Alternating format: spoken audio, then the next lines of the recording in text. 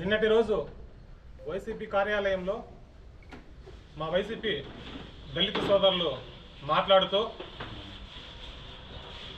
మేమేదో కూటమి ప్రభుత్వం వచ్చిన తర్వాత వైసీపీ కార్యకర్తలపైన కావచ్చు, నాయకులపైన కావచ్చు అక్రమ కేసులు బనాయిస్తాను అనేసి చెప్పడం జరిగింది. దయచేసి ప్రజలకు మీరు వాస్తవాలు చెప్తే బాగుంటుందనేది నా విన్నపము. ఎందుకంటే గడిచిన 2019-24 మధ్యలో వైసీపీ ప్రభుత్వంలో వైసీపీ నాయకులు అక్రమ కేసులు బనాయించినారా? గడిచిన ఇప్పుడు 2024-26 మధ్యలో టీడీపీ నాయకులు అక్రమ కేసులు బనాయించినారనేది పోలీస్ స్టేషన్లో పోలీసులను అడిగితే వాళ్ళే వాస్తవాలు చెప్పేస్తారు.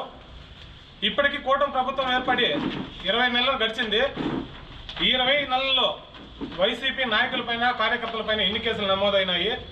అదేవిధంగా 2019-21 మధ్యలో 20 నెలల మధ్యలో వైసీపీ నాయకులు, టీడీపీ కార్యకర్తలపైన ఎంతమంది కేసులు పెట్టినా అనేది మీరు వెళ్ళి విచారించుకుంటే తెలిసిపోతుంది. ఈ విషయాన్ని మీరు గుర్తుపెట్టుకొని మాట్లాడితే బాగుంటుందన్నది నా విన్నపము. అలాగే నిన్నటి రోజు జరవారిపల్లిలో టీడీపీ కార్యకర్తలు, టీడీపీ నాయకులు ప్రోద్బలంతో గంగవరం పోలీస్ స్టేషన్లో కేసులు నమోదు చేస్తున్నారనే ఆరోపణ చేయడం జరిగింది. అది పూర్తిగా అవాస్తవము. ఎందుకంటే మీ ప్రభుత్వంలో 2019లో జరవారిపల్లిలో వాళ్ళ ల్యాండ్ సమస్య విషయంగా వాళ్ళు పోలీస్ స్టేషన్కి పోతే వాళ్ళు ఇరువురు గొడవలు పడుకొని వెళ్తే ఆ గొడవల్లో వీళ్ళపైన ఎవరైతే జరారుపల్లి వాసులపైన ఆరోపణలు చేశారో వాళ్ళపైన వాళ్ళ కుటుంబం 7 మంది పైన ఎఫ్ఐఆర్ నమోదు చేస్తే ఈ ఎఫ్ఐఆర్ నమోదైన వెంటనే వాళ్ళ కుటుంబం మొత్తం ఊరు వదిలి వెళ్ళి ఎక్కడెక్కడో తలదాచుకొని వాళ్ళకి కోర్టులకు వెళ్ళి బెయిల్ తెచ్చుకున్న తర్వాత వాళ్ళ ఊర్లోకి రావడం జరిగింది. అదేవిధంగా ఈ కూటమి ప్రభుత్వం వచ్చిన తర్వాత కూడా వీళ్ళు వాళ్ళపైన దౌర్జన్యం చేసినారు, వైసీపీ నాయకుల పైన అంటున్నారు. అది పూర్తిగా అవాస్తవము. ఎందుకంటే అతను ఇక్కడే ఉన్నాడు.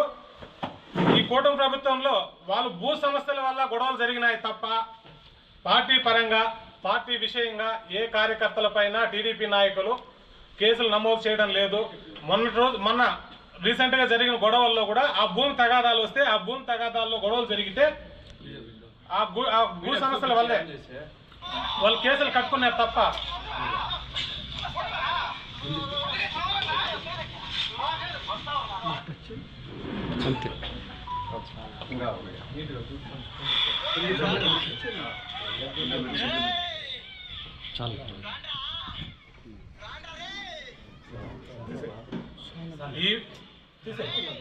ఈ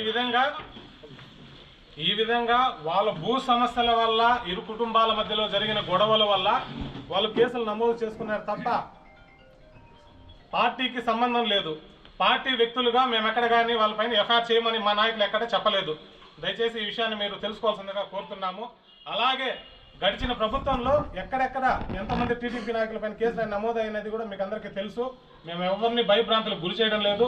ఇంతకుముందు 2019-24 మధ్యలో ఎవరైనా సరే వాళ్ళ హక్కుల కోసము, వాళ్ళ ఏదైనా సరే విషయాలు చెప్పుకోవాలంటే రోడ్లపైకి వచ్చి రోడ్లపైన వాళ్ళ సొంతంగా చెప్పుకునే అవకాశం కల్పించకుండా వాళ్ళని హౌస్ అరెస్టులు చేసి సంఘాలను కావచ్చు, ఉద్యోగస్తులను కావచ్చు, రాజకీయ పార్టీలను కావచ్చు, ఎవరిని రోడ్లపైకి రానివ్వకుండా హౌస్ అరెస్టులు చేసి అక్రమ కేసులు బనాయించిన ప్రభుత్వం వైసీపీ ప్రభుత్వం అనేది గుర్తుపెట్టుకోవాల్సిందిగా నేను తెలియజేస్తాను.